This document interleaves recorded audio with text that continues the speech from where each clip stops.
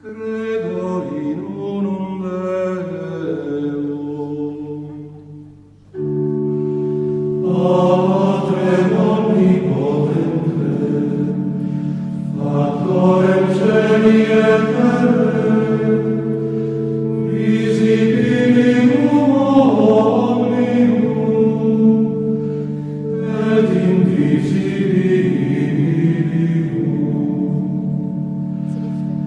et in unum Dominum Iesum Christum, Filium Dei unigenitum,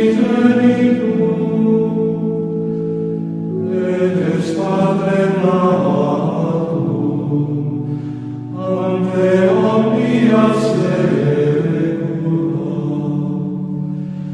Deum et Deum, nomen Deum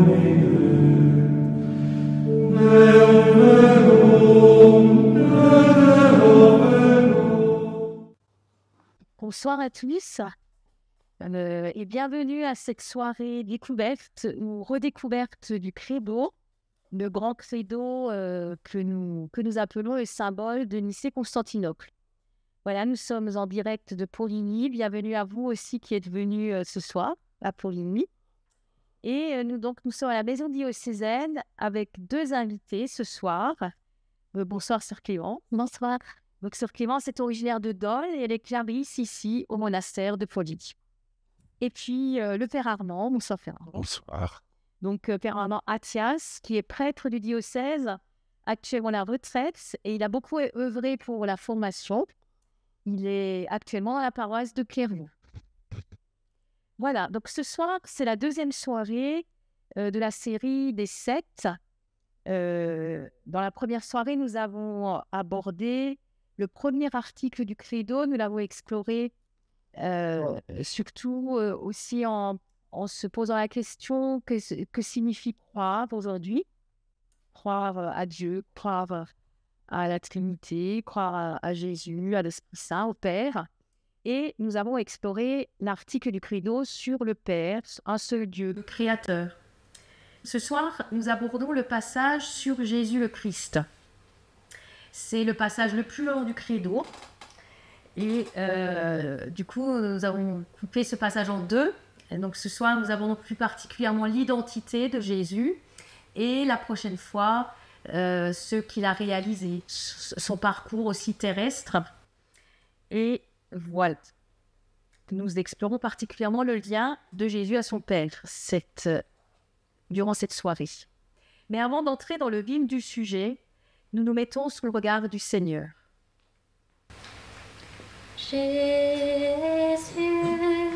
toi qui as promis d'envoyer l'Esprit à ceux qui te crient, ô Dieu, pour porter au monde son feu. Voici l'offrande de nos vies. Jésus, toi qui as promis d'envoyer l'Esprit à ceux qui te crient, ô Dieu, pour porter au monde ton feu. Voici l'offrande de nos vies.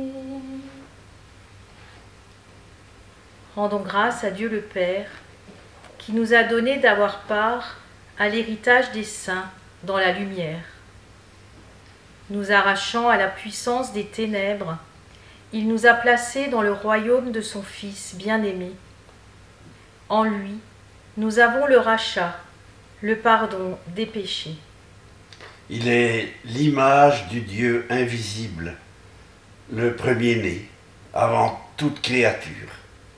En lui, tout fut créé, dans le ciel et sur la terre, les êtres visibles et invisibles, puissance, principauté, souveraineté, domination, tout est créé par lui et pour lui. Il est avant toute chose et tout subsiste en lui. Il est aussi la tête du corps, la tête de l'Église. C'est lui le commencement, le premier-né d'entre les morts, afin qu'il ait en tout la primauté. Car Dieu a jugé bon qu'habite en lui toute plénitude, et que tout par le Christ lui soit enfin réconcilié, faisant la paix par le sang de sa croix, la paix pour tous les êtres, sur la terre et dans le ciel. Gloire au Père et au Fils et au Saint-Esprit, pour les siècles des siècles. Amen. Dieu notre Père, donne-nous ton esprit ce soir pour mieux connaître ton Fils, pour mieux le faire connaître et pour que notre monde vive de cet esprit. C'est par ton Fils que nous te le demandons, à toi, Père, qui vis avec lui dans la communion de l'Esprit, aujourd'hui, ce soir, et dans les siècles des siècles. Amen. Amen.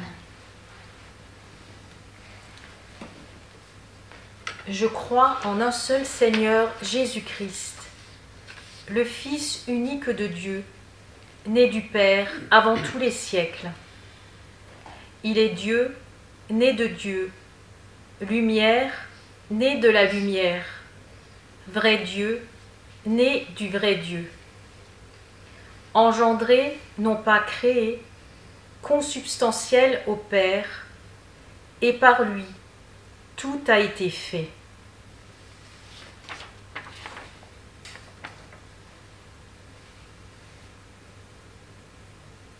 Dans cet article du Credo, nous confessons donc Jésus Seigneur, Fils unique de Dieu, Dieu, lumière, beaucoup de mots pour dire des choses assez semblables.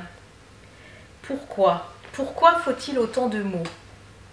Qu'est-ce que ces différents mots nous disent de Jésus? Pourquoi il faut différents mots? Parce que le symbole de Nicée, Constantinople, est situé dans une époque où il fallait justement préciser certaines questions autour de Jésus-Christ. On voit que le symbole de Nicée, il y a 3 lignes pour je crois en un seul Dieu, le Père Tout-Puissant. Il y a le double de lignes déjà en noir sur le tableau pour dire le seul Seigneur Jésus-Christ, puis il y en a encore toutes pour la prochaine fois. C'est parce que vraiment, il y avait une grosse question qui se posait à l'époque du Concile de Nicée, il y a 17 siècles, parce que peut-être cette question-là se pose évidemment encore aujourd'hui, et ce soir, c'est cette question-là que nous allons essayer d'éclaircir. La question de savoir, est-ce que vraiment, cet homme qui a vécu il y avait un siècle, qui s'appelle Jésus, est-ce qu'il est Dieu ou est-ce qu'il n'est pas Dieu? C'est cette question-là qui préoccupait les chrétiens il y a 17 siècles, qui je crois préoccupe encore aujourd'hui nos communautés chrétiennes. Alors en regardant cette question, on va essayer de comprendre ce soir qui est Jésus, qui est Dieu, et si Jésus est vraiment homme, peut-être aussi qui sommes-nous en tant qu'humains. Voilà, c'est la question de l'incarnation que ce soir nous allons aborder de manière très forte. Très bien. Donc, est-ce que Jésus est vraiment Dieu? Alors je dirais que tous ceux qui croient en Dieu, ils ont aujourd'hui une certaine idée de Dieu. En général, quand on croit en Dieu, on a une grande idée de Dieu. Et puis parfois une piètre idée de l'homme. Alors justement, la question, ça va être de lier le mot Dieu et le mot homme quand on regarde Jésus. Est-ce que véritablement un homme peut être dit Dieu? Et pourquoi cette question a une énorme importance pour nous chrétiens? Est-ce que c'est simplement une question d'intello, qu'on a envie de débattre, de questions intellectuelles, ou est-ce que ça touche notre vie quotidienne? Est-ce que ça a une importance pour nous? Et je pense que c'est une question qui est aussi actuelle, parce que les musulmans aujourd'hui, qui ont une autre idée de Dieu, puis qui ont une autre idée de Jésus, parce que dans le Coran, on parle de Jésus, c'est lui qui, à la fin des temps, viendra juger la terre, c'est pas Mahomet, c'est Jésus qui viendra. Puis je pense aux témoins de Jéhovah, eux aussi. Ils croient, ils ont eu haute idée de Dieu. Mais pour eux, Jésus ne peut pas être Dieu, puisqu'il est l'homme. Voilà. Vous voyez l'importance un peu de la question ce soir. Alors pourquoi dire qu'il est le seul Seigneur? Commençons par le début. C'est comme ça je crois en un seul Seigneur. Alors si on dit que Jésus, pourquoi est-il un seul Seigneur? C'est-à-dire qu'on part du présupposé que Jésus est un homme, ensuite qu'il est Seigneur, et pourquoi est-il le seul? Alors d'abord, on sait que Jésus est un homme parce qu'on le tient des disciples, des apôtres. Ce que nous avons vu de nos yeux, ce que nous avons touché, ce que nous avons entendu, c'est la première épître de Saint Jean qui dit ça. Et nous sommes ceux qui reçoivent cette parole. Et le chemin qu'ont fait les disciples, c'est dans cet homme de reconnaître peu à peu Dieu qui se révèle. Et la foi, c'est ça, c'est la confiance en Dieu, c'est la confiance dans Dieu qui se révèle par Jésus, c'est la confiance dans les hommes qui ont témoigné et qui ont rencontré le Christ. Et c'est aussi grâce à tous les martyrs qui ont donné leur vie et qui la donnent encore aujourd'hui d'ailleurs. Jésus est un homme, il est né dans un contexte, dans une culture, dans une famille. C'est un homme avec un prénom, avec des émotions bien humaines qu'on rencontre dans les évangiles d'ailleurs. C'est aussi un homme qui a laissé des traces dans notre histoire. Et d'ailleurs, il y a un historien du 1er siècle qui parle de Jésus. Lui est païen, ne croit pas que Jésus est Dieu, mais il parle de Jésus dans l'histoire. Je vous lis ce qu'il écrit. « À cette époque vivait un sage qui s'appelait Jésus. Sa conduite était juste et on le connaissait pour être vertueux. Et un grand nombre de gens parmi les Juifs et les autres nations devinrent ses disciples. Pilate le condamna à être crucifié et à mourir. Mais ceux qui étaient devenus disciples continuèrent à être ses disciples. Il disait qu'il leur était apparu 3 jours après sa crucifixion et qu'il était vivant. Ainsi, il était peut-être le Messie au sujet duquel les prophètes ont raconté des merveilles. » Alors cet historien, Flavius Joseph, n'a pas reconnu Dieu en Jésus, mais nous, à travers le récit des apôtres, à travers notre foi, nous savons que c'est le même. Jésus, son nom veut dire Dieu sauve. Et notamment dans l'Ancien Testament, les prénoms ont une valeur de vocation, de mission. Et pour Jésus, Dieu sauve. C'est sa mission, mais c'est son être même de fils qui le caractérise par son nom. Parce qu'il nous sauve du péché et de la mort. Dieu sauve. Alors, Jésus est un homme, nous le reconnaissons Dieu à travers les évangiles. Et d'ailleurs, dans les Écritures, comment ne pas nous rappeler la profession de foi, en quelque sorte, du centurion romain à la croix? Cet homme était vraiment le Fils de Dieu. Saint Pierre aussi dira « Tu es le Christ, le Fils du Dieu vivant ». Et puis, Jésus lui-même, au lavement des pieds, dit qu'il est Seigneur, dit « Vous m'appelez Maître et Seigneur, et vous avez raison, car vraiment, je le suis. » Donc Jésus lui-même nous dit « Je suis le Seigneur ». Le seul. Donc Jésus est Seigneur et il est le seul Seigneur. Dans la première partie du Credo, nous avons vu que nous croyons en un seul Dieu, le Père. Et là, nous croyons en un seul Seigneur, le Fils. Ça dit à la fois, tout à la fois, l'unité de Dieu dans les 3 personnes. Ils sont à la fois distincts et en même temps bien unis. Il y a un seul Fils, tout comme il y a un seul Père. Donc il est Dieu, né de Dieu. Alors nous disons aussi qu'il est lumière, né de la lumière. Comment ne pas penser au prologue de Saint Jean? Et cette image de la lumière, elle nous parle tous les jours. Comment mieux caractériser la bonté de Dieu, le combat spirituel aussi, la lumière qui chasse les ténèbres.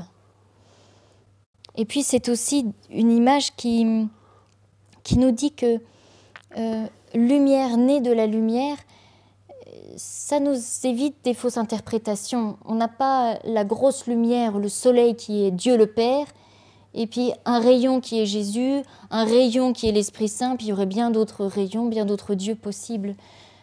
Non. Dieu est lumière et le Christ Jésus est lumière, de la même manière que Dieu est lumière. Ils ont la même divinité. Là encore, on en revient à l'unité de Dieu. Il y a 3 pères de l'Église qui nous parlent de cette image de la lumière. Grégoire de Nazianze qui utilise beaucoup cette image. Il nous dit que le Fils procède du Père, mais qu'il n'y a pas de postériorité ni d'infériorité. Dieu le Père est Père depuis toute éternité, donc depuis toute éternité, il y a le Fils. Ni d'infériorité. Le Fils n'est pas un demi-dieu, un sous-dieu. Non, il est Dieu de la même manière que le Père est Dieu. Le deuxième père de l'Église qui était au concile, c'est Athanase d'Alexandrie. Et il écrit « Le Fils est la lumière qui brille de la lumière du Père, il est Dieu de Dieu. » Si le Fils n'était pas Dieu de même nature, substance que le Père, il ne pourrait pas être la véritable image de Dieu, ni accomplir les œuvres divines, comme pardonner les péchés. Dans les évangiles, on voit bien que quand Jésus pardonne les péchés, ça gêne. Et les pharisiens lui disent « Qui donc peut pardonner les péchés sinon Dieu ?» Voilà la question. Et le troisième père de l'Église qui nous parle de la lumière, c'est saint Basile de Césarée, qui nous dit que le Père et le Fils ont une relation nécessairement éternelle, donc depuis toujours. Le Fils est la véritable image de Dieu, il partage la même gloire et la même puissance que le Père. Tout nous ramène à l'unité de la Trinité. Et donc, l'autre, donc il est né de Dieu, de la lumière, et après on nous dit engendrer, non pas créer. Alors, pourquoi cette distinction entre ces deux verbes et pourquoi proclamer qu'il est engendré, non pas créé? Ça, c'est une question qui nous donne l'autorisation de plonger un peu dans l'histoire de l'Église et du comment on en est venu à mettre ces mots-là dans le credo. Je pense, on est Nicée, c'est 325, le concile de Nicée. 325, on est au IVe siècle. Constantinople, c'est 351, c'est 25 ans plus tard. Donc ce concile de Nicée essaie de résoudre une question toute particulière, est-ce que Jésus est vraiment Dieu? Pourquoi? Parce que, alors, on est à une époque, il faut le dire quand même, parce que ça touche aussi le Jura, on est à une époque où, dans les églises d'Orient, il y a énormément de débats dans l'Église. Ce n'est pas une Église qui est unifiée, tout le monde croit pareil. Quand saint Irénée de Lyon, qui est l'évêque de Lyon, en l'année 200, il a écrit un gros bouquin justement pour faire l'inventaire un petit peu de tout ce qui existait comme courant théologique à son époque. Et dans le bouquin que je tiens là, la moitié du bouquin est la description des divers courants qui existaient autour des années 200. Et comme Irénée, c'est notre grand-père dans la foi, puisqu'il était évêque de Lyon, et puis il a envoyé des gens à Besançon évangéliser Besançon, Ferréol et Ferjeux. Pour aller de Lyon à Besançon, il faut passer par le Jura. Donc ça veut dire que peut-être aussi dans le Jura, il y avait ce genre de débat, qui est donc Jésus? Mais le gros débat dans l'histoire de l'Église, ça s'est situé en Égypte d'abord, à Alexandrie. Alexandrie, vous savez, où il y avait le phare, qui était une des merveilles du monde. Et à Alexandrie, il y avait un évêque qui s'appelait Alexandre. Et puis, il y avait un prêtre, un curé, qui était un grand orateur, qui s'appelait Arius, et qui était curé de la paroisse du port, du port où il y avait le phare. Donc une paroisse un peu renommée, et puis un peu vivante, parce que les ports, dans l'Antiquité, vous voyez ce que ça peut représenter comme vie. Et notre Arius, disait que Dieu est Dieu. Et il y a un temps où Dieu n'était pas Père. Dieu n'était pas Père. Il était Dieu, et puis ensuite, il a créé Jésus comme première créature. Et que c'est à ce moment-là que Dieu est devenu Père, parce qu'il avait un fils, Jésus. Et c'était un petit peu tout son développement, et il y avait beaucoup de gens qui le suivaient, des prêtres qui le suivaient, et puis des chrétiens qui l'écoutaient, d'autant plus que c'était un grand orateur. Alors à ce moment-là, son évêque Alexandre a dit, il y a quelque chose qui ne va pas quand même. Qu'est-ce que c'est que ce Dieu qui n'était pas Père? Dieu est Père depuis toujours, donc son Fils est Dieu depuis toujours. Si on distingue le moment où Dieu n'était pas Père, puis le moment où il est Père, il y a quelque chose qui ne va plus avec l'Évangile. Et donc Alexandre, qui avait un secrétaire qui s'appelait Athanas, celui dont tu as parlé tout à l'heure, convoque notre cher Arius pour lui dire, il faudra rectifier un peu ta position, parce que si je lis bien, le Verbe s'est fait chair, si je lis bien, il a habité parmi nous, on ne peut pas dire que Jésus est une créature, que Dieu, même si c'est la plus belle des créatures, on ne peut pas dire que Jésus est la créature de Dieu le Père. Jésus est Dieu depuis toute éternité. Et puis il s'appuie sur des différents textes, notamment de l'évangile de Jean. À cela, Arius disait, oui, mais dans l'évangile de Jean, on trouve aussi que, de temps en temps, Jésus a dit, Dieu, le Père est plus grand que moi. Donc vous voyez bien. Voilà. Et le débat s'est amplifié à tel point qu'à un moment donné, l'évêque a pris la décision d'excommunier Arius et de l'envoyer en exil. Alors Arius avait quelques copains parmi les évêques de l'époque, notamment un dénommé Eusèbe, qui lui était copain avec l'empereur Constantin. Eusèbe était... vous voyez, donc il y a le lien avec la politique et puis le religieux. Et donc Arius se réfugie près d'Eusèbe, et puis l'empereur Constantin, qui, 10 ans avant, avait donné l'autorisation aux chrétiens de pratiquer leur culte. On est en 313 avec l'édit de Milan. Voilà Constantin qui sent que, à cause de la division des églises, il y a la division de l'Empire est menacée. Alors Constantin prend la décision de réunir les évêques de l'époque à Ankara aujourd'hui, enfin c'était à Ancyre qu'il avait prévu, puis en fait ils se sont retrouvés à Nicée, c'est à quelques kilomètres d'Istanbul, c'est pas très loin, parce qu'il semble que c'était plus pratique. S'il fallait rassembler 300 évêques, plus tous leurs secrétaires, on pense qu'il y avait à peu près 2000 personnes à cette époque-là, avec les moyens de communication de l'époque, qui se sont retrouvés pour discuter de cette question, est-ce que Jésus est Dieu ou non? Alors là, c'est l'empereur Constantin lui-même qui a ouvert le concile. Il n'était pas baptisé. Constantin a été baptisé sur son lit de mort quelques années après. Il n'était pas baptisé, mais c'est lui, l'empereur, qui a ouvert le concile et puis qui l'a conclu aussi. Mais pendant ce temps-là, les évêques se sont mis à débattre entre eux. Et le débat fut très, très vif. Est-ce que, vous voyez la question posée, est-ce que Dieu est quelqu'un qui est Père depuis toujours ou pas? Alors c'est là qu'on est venu à mettre le mot, Jésus est non pas créé, mais engendré. C'est-à-dire que si Jésus est engendré par le Père, on sait ce que ça veut dire, nos parents nous ont engendrés. Et nous sommes devenus des humains parce que nos parents étaient humains. Les chiens ne font pas des chats. Bon, donc, Dieu a engendré son Fils, donc Dieu est Père depuis toute éternité. Le Fils n'est pas créé, ce n'est pas une créature, la plus belle soit-elle. Non, il est Dieu. D'où le mode consubstantiel, mais on y reviendra tout à l'heure. Je pense que déjà, vous situez un peu déjà la question historique, et qui est une question aussi aujourd'hui, quoi.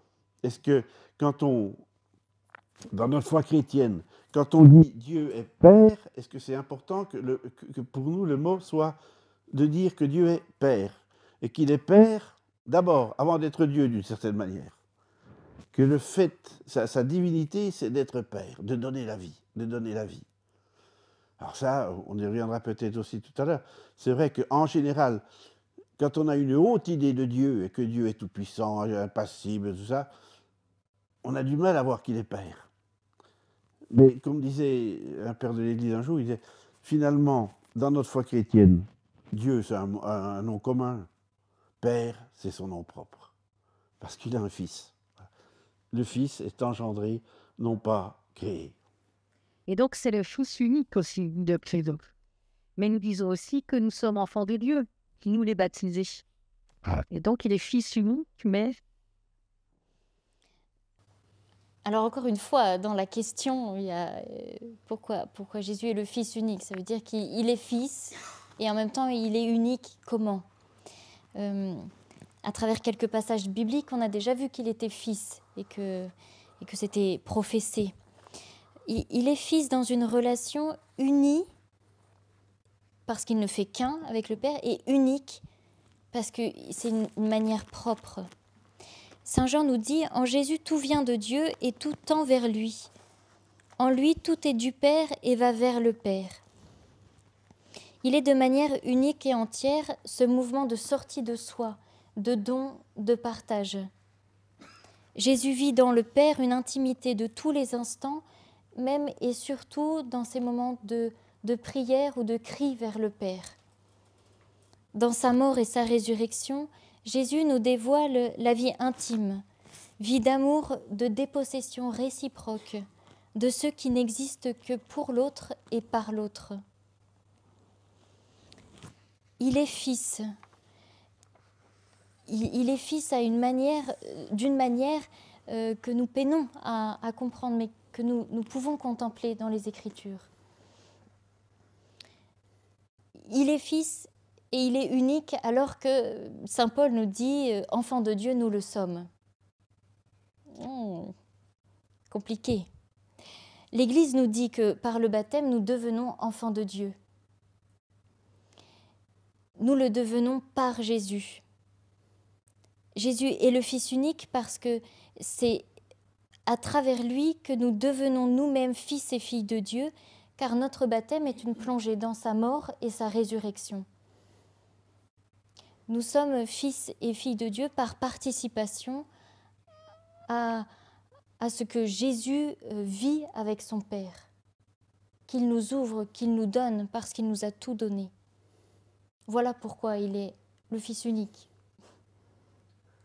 Qui nous fait entrer d'une certaine manière dans la divinité de Dieu. Oui, et saint Irénée de Lyon dit bien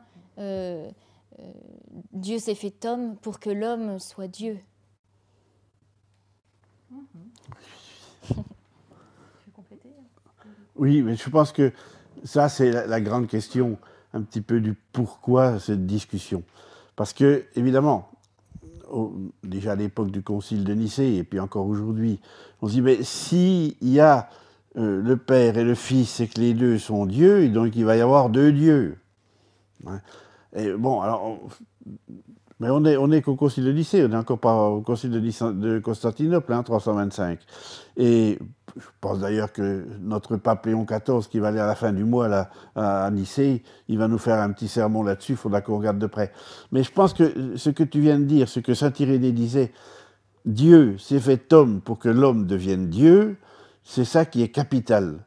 C'est ça qui a fait tenir la volonté de croire que Jésus est Dieu. Parce que si Jésus n'est pas Dieu, nous ne sommes pas sauvés. Nous ne pourrons pas devenir Dieu. Si Jésus n'est pas Dieu, nous ne pouvons pas devenir Dieu. Je traduis en langage aujourd'hui, si Jésus n'est pas amour, nous ne viendrons jamais amoureux. Nous ne viendrons jamais amour. Et c'est ça notre destinée. C'est ça le salut de l'humanité. C'est d'être dans un monde totalement plaigné d'amour. Et si Jésus n'est pas amour, plaigné, nous ne serons jamais pleinement amour. Or, c'est ça notre destinée. Tu aimeras. Ce n'est pas seulement un commandement, c'est une promesse. Un jour, tu ne seras qu'amour. C'est ça notre salut. C'est ça notre salut. Et il faut que celui qui nous donne la possibilité d'arriver à ce but soit lui-même amour, soit lui-même Dieu, Dieu Père, qui engendre un fils dans l'amour de l'Esprit Saint. Ça, l'Esprit Saint, ça, je crois qu'il y aura une partie là-dessus, une soirée. Hein. Et donc, il y a le grand mot de consubstantiel. Ah, Cet adjectif qui a été changé dans la nouvelle traduction, le substantiel au Père. Alors, il faudrait revenir au vrai symbole de Nicée, et non pas au symbole de Nicée et Constantinople. Parce que le symbole de Nicée et Constantinople dit vrai Dieu, ni du vrai Dieu, engendré, non pas créé, consubstantiel au Père, et par lui tout a été fait. Dans le concile de Nicée, le credo originel de Nicée, c'était né du vrai Dieu, engendré, non pas créé, c'est-à-dire consubstantiel au Père. Il y avait un c'est-à-dire qui faisait comprendre à ceux qui disaient le symbole de Nicée-Constantinople, le symbole de Nicée, que le mot consubstantiel était là pour une explication, pour expliquer ce que voulait dire engendrer, non pas créer, pour préciser les choses. Alors ça, il s'agit de l'introduction, c'est vrai, dans les mots de l'Église catholique, enfin, ou des mots de l'Église orthodoxe aussi, hein, c'est parce qu'on a le même credo là, l'introduction d'un mot qui n'est pas biblique. Consubstantiel au Père. Alors ça, c'était très, très, très débattu au concile de Nicée, parce que comment exprimer dans le langage de l'époque, nous dirions aujourd'hui, dans le langage d'aujourd'hui, ce que les mots bibliques qu'on a jusque-là pouvaient porter comme foi. Et c'est vrai qu'on a pris un terme qui venait de la philosophie grecque.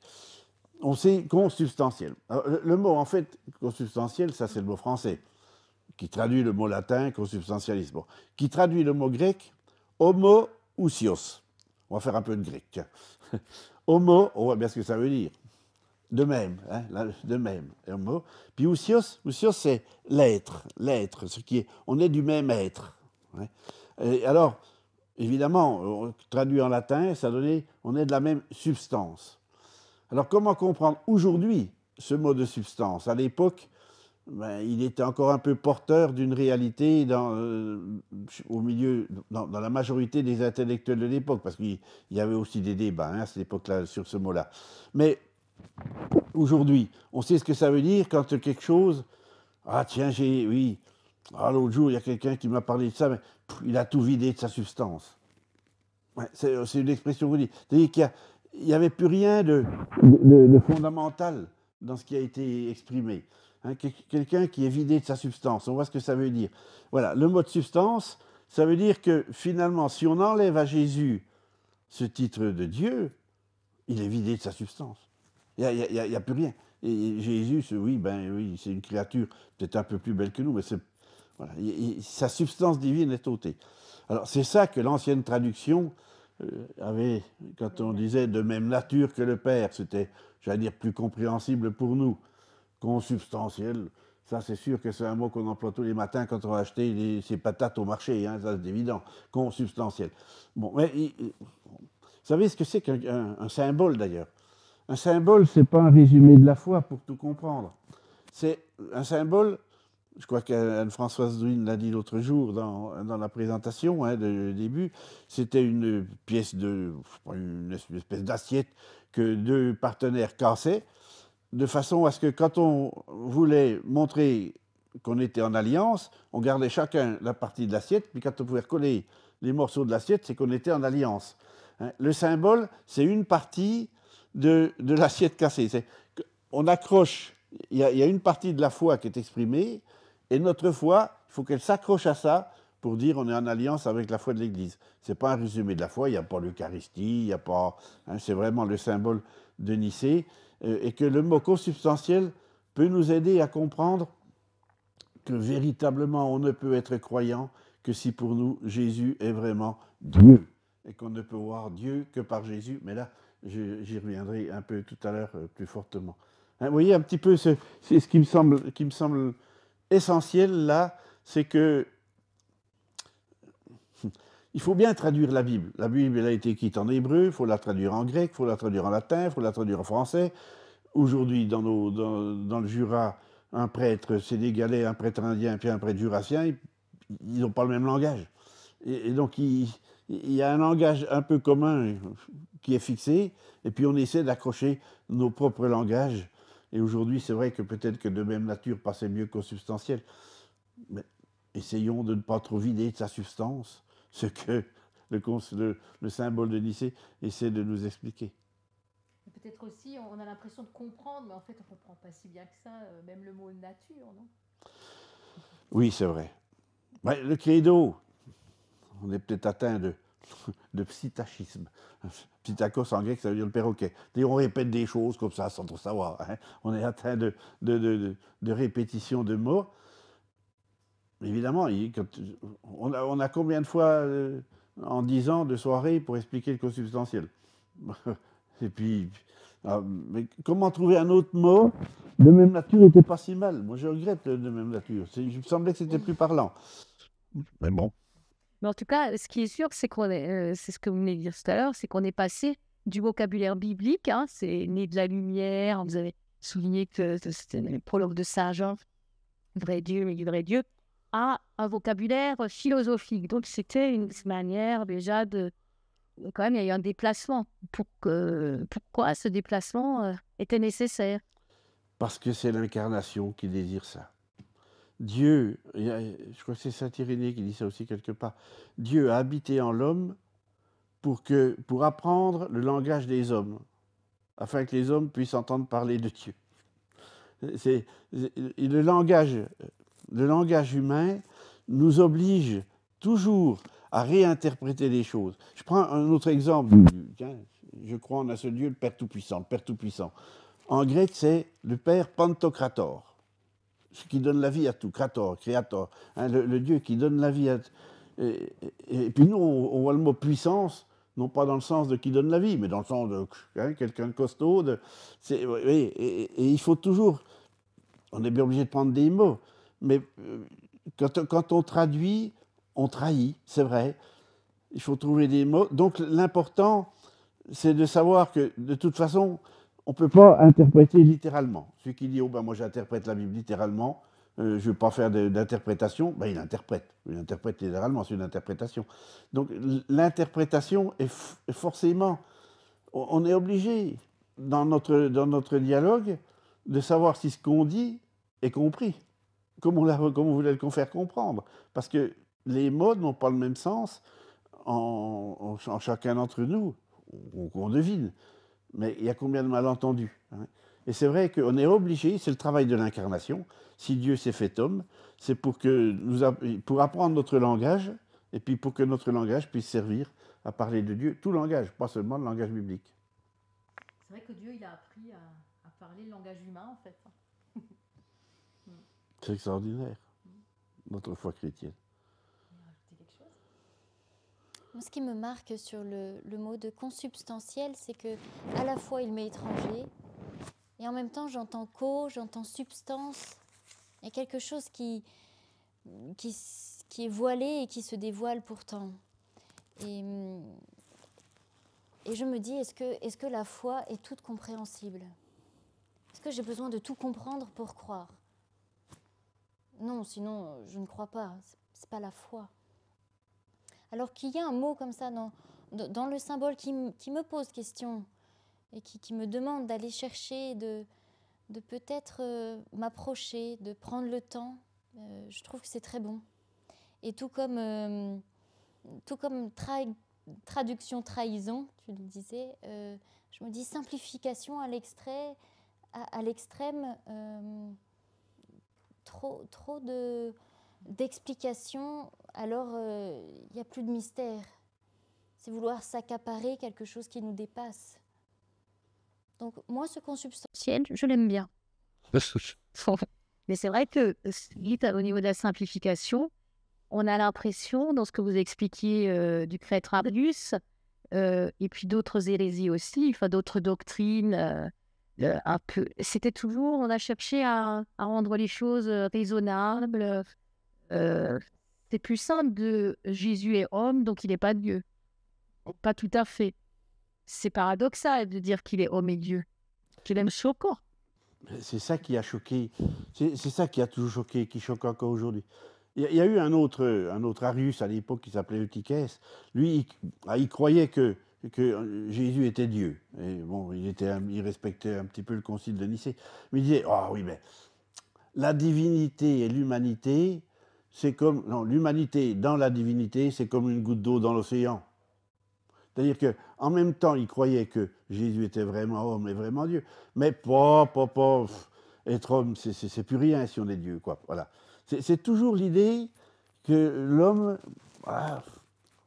c'est pas marrant, l'homme, quoi. Une petite idée de l'homme qu'on peut avoir au fond de soi, d'où alors une grande idée de Dieu. Et c'est quand même ça qui est, je crois, le plus important dans ce que les pères du Concile ont essayé de définir, c'est que vous cherchez, vous voulez savoir qui est Dieu, regardez Jésus, point. Ne partez pas de définition, ce serait tiré de ça, de Zeus. Hein.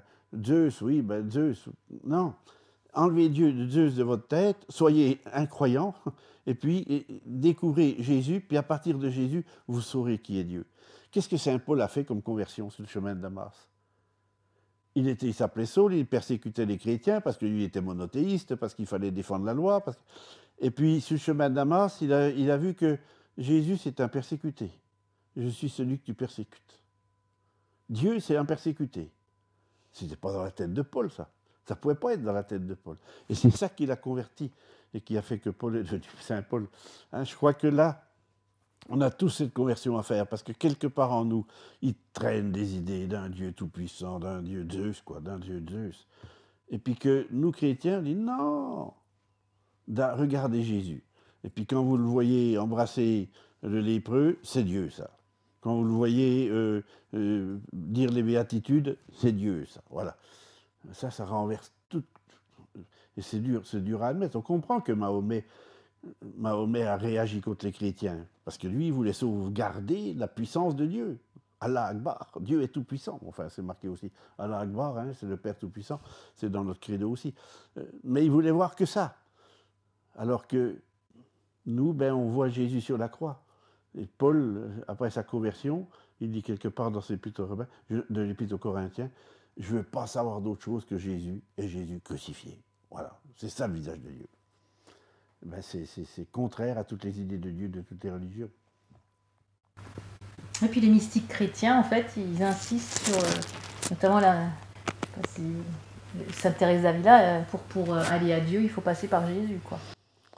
Ben oui, c'est tout simple, la foi chrétienne.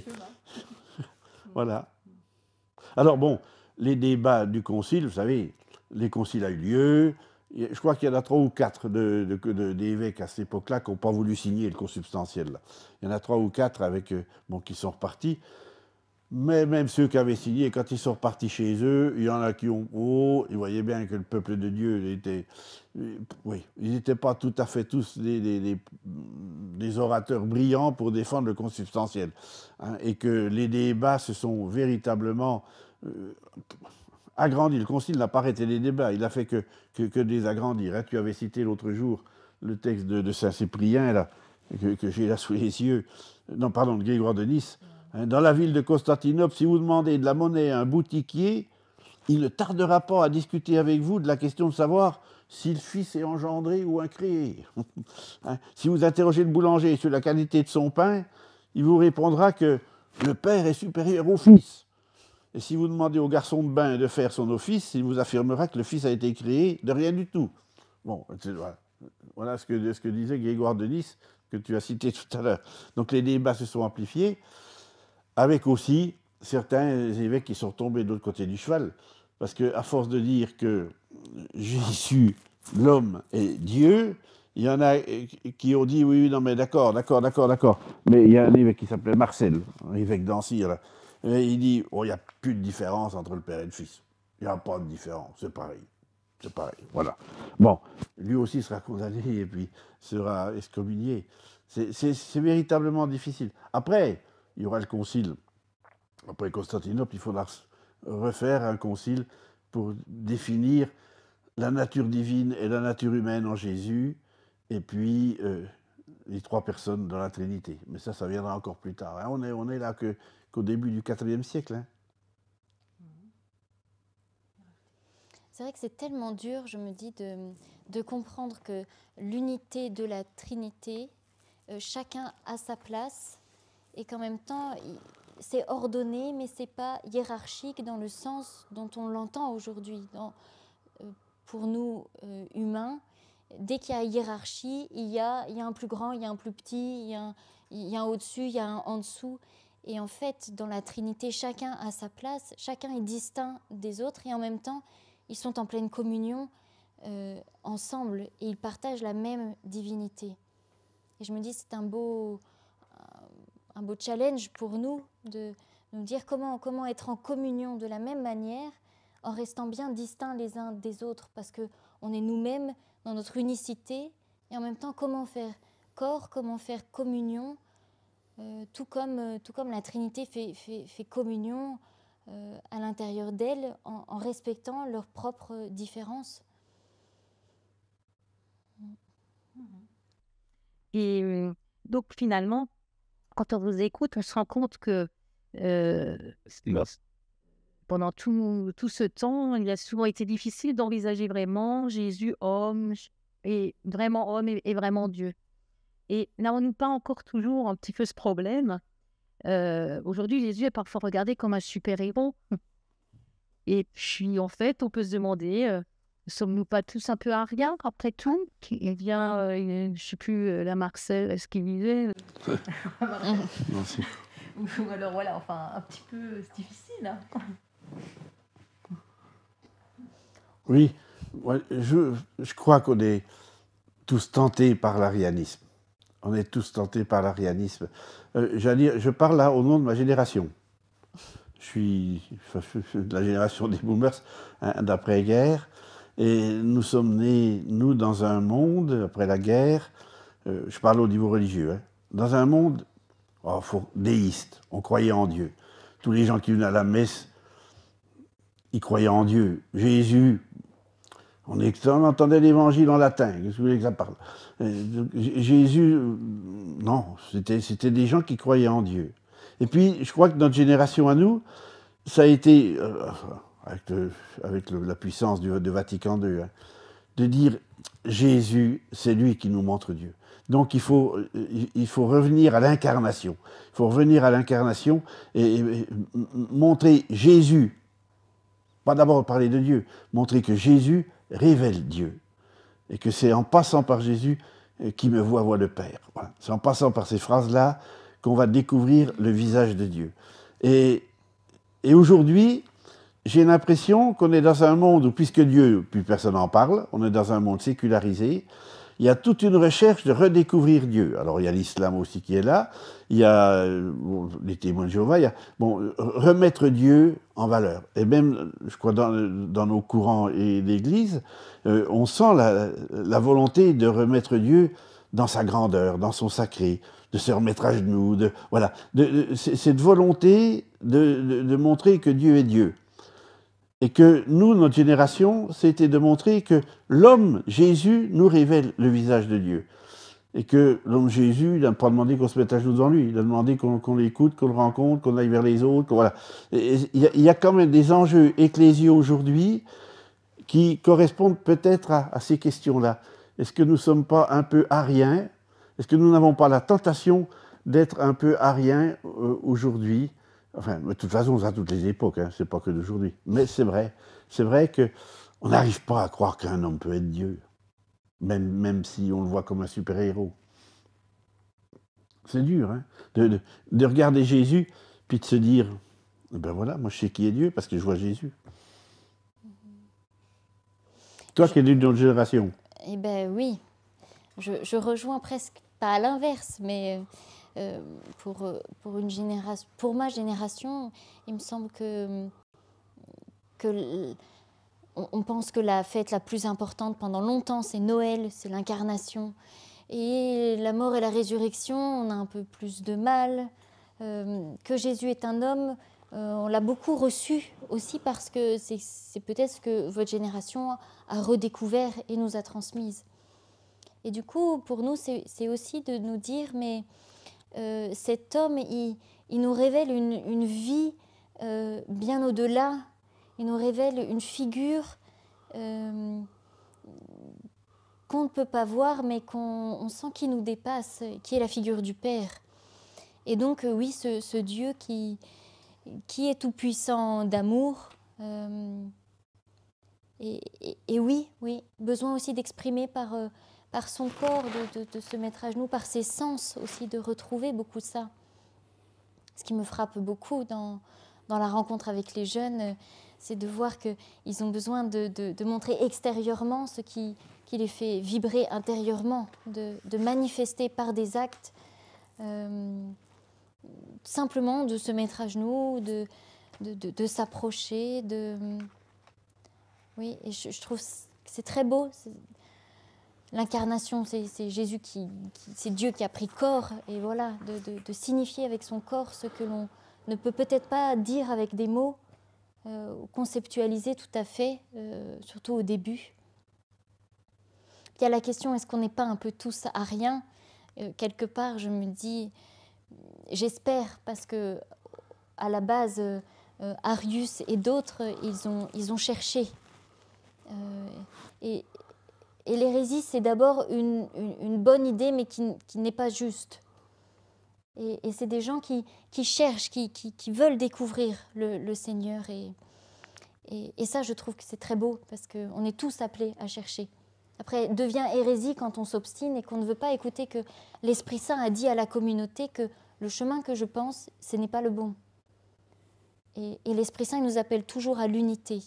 Alors, si moi je m'obstine dans mon coin et que je ne fais pas unité avec les autres, alors là, ça devient une hérésie et je suis dans mon tort. Mais de vouloir rechercher, de vouloir comprendre, de vouloir pénétrer de son intelligence un mystère qui nous dépasse, c'est un peu le propre de l'homme, je crois. Alors, un peu tous à rien, je crois que c'est plutôt une bonne nouvelle dans une certaine mesure. Dans une recherche, quoi. Oui. Une recherche du vrai Dieu. Eh bien, merci beaucoup. Non, je rajouterais deux petites choses. C'est que je reviens au consubstantiel au Père. Je regrette que le concile, si j'avais été au concile de Nicée, j'aurais rajouté que Jésus était consubstantiel aux hommes. Voilà. Mais ça, la deuxième, je pense que la prochaine fois, pour notre salut, il a pris chair la Vierge Marie. Je pense que ça va être dit d'une autre manière que le mot consubstantiel, mais c'est peut-être pas si mal qu'il n'y soit pas. Bon. Et puis la deuxième autre chose que je voudrais dire, c'est je crois en un seul Seigneur Jésus-Christ. Alors, on en a parlé, vous en avez parlé l'autre fois avec Vincent et Anne-Françoise. Je rappuie là-dessus, parce que ça veut dire je crois en Jésus. Je fais confiance en Jésus. La foi, c'est pas des choses qu'il faut qu'on admette. La foi, c'est une confiance en quelqu'un. Et je fais confiance en Jésus pour qu'il me fasse découvrir, en tant que fils, qu'il nous fasse découvrir son Père et qu'il nous donne son esprit. Je crois en Jésus. Ça, c'est le mot « en » est extraordinaire, quoi. C'est pas je crois Jésus, c'est je crois en Jésus, je fais confiance.